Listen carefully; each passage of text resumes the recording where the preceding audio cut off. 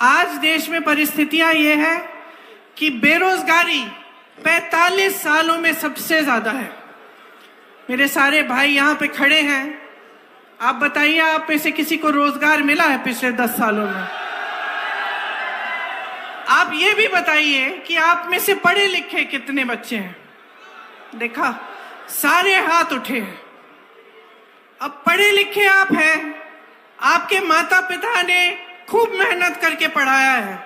आज किसी भी छोटे गांव में चले जाएं आप, मैं यूपी में काफी घूमी हूं, यूपी के छोटे से छोटे गांव में गरीब से गरीब घर में परिवार के जो सदस्य हैं सबसे पहले अपने बच्चों को पढ़ाने के लिए मेहनत करते हैं।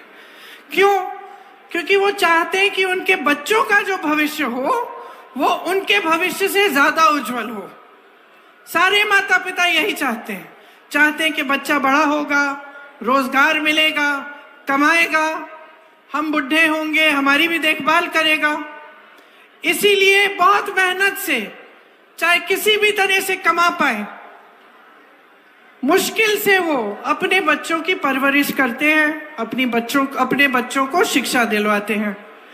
अब महंगाई इतनी बढ़ चुकी है कि इतना करना भी मुश्किल है, क्योंकि आपको कुछ खरीदना पड़ता है, फीस भरनी पड़ती है, बच्चों के लिए कपड़े, यूनिफॉर्म, वर्दी खरीदनी पड़ती है, मुश्किल पड़ती है।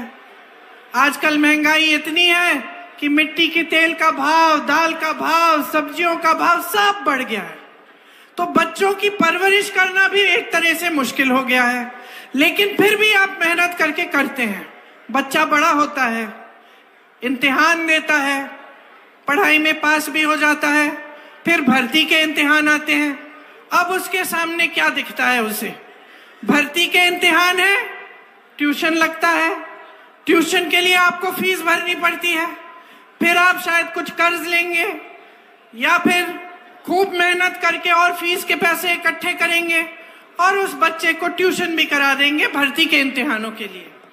आगे बढ़ते हैं, वो इम्तिहान देता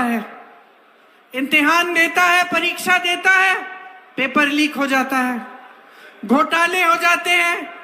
कोई कहीं पे बैठा हुआ उस बच्चे की मेहनत का फायदा उठा के खूब पैसे कमा रहा है, लेकिन उस बच्चे की जिंदगी बर्बाद कर रहा है।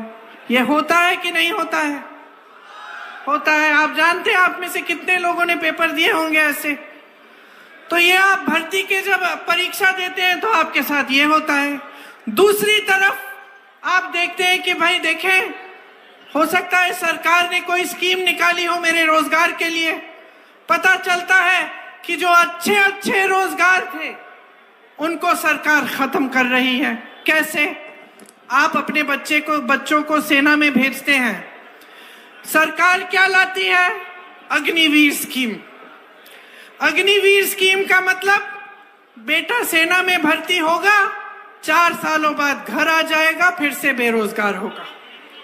जो सारी जितनी भी सुविधाएं पहले मिलती थी सेना में, कोई सुविधा नहीं मिलेगी उसको।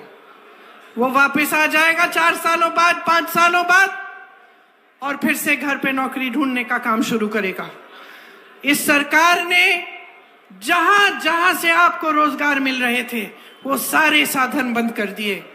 सरकार के बड़े बड़े कारखाने होते थे जिनको हम PSU कहते हैं, उनके सारे सब्सिडरी इन्होंने अपने खरबपति मित्रों को दे दिए हैं। देश का कोयला, देश के कोयले के खदान, देश के बंदरगाह, देश के हवाई अड्डे, देश की सड़कें, बिजली बनाने के जितने भी कारखाने थे, आज सारे प्रधानमंत्री जी के गिने चुने बड़े बड़े खरबपति मित्रों को सौंप दिए गए हैं।